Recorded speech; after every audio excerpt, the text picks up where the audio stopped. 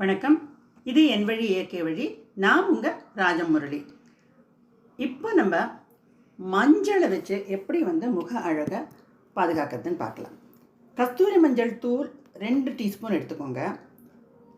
இளந்தளிர் வேப்பலையை நல்லா அரைச்சி அந்த விழுது 1 டீஸ்பூன், கருந்துளசி அரைச்சி அந்த விழுது 1/2 டீஸ்பூன் போதும்.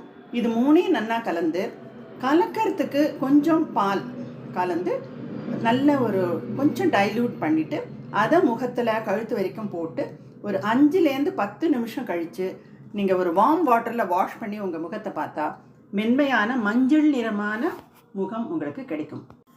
வேப்பிலை ஆன்டிசெப்டிக்காக இருக்குது. துளசி சாஃப்ட்னஸை கொடுக்கும். மஞ்சள் கம்ப்ளெக்ஷனை கொடுக்கும். இது 3மா சேர்ந்து ஒரு மென்மையான முகம் உங்களுக்கு கிடைக்கும்.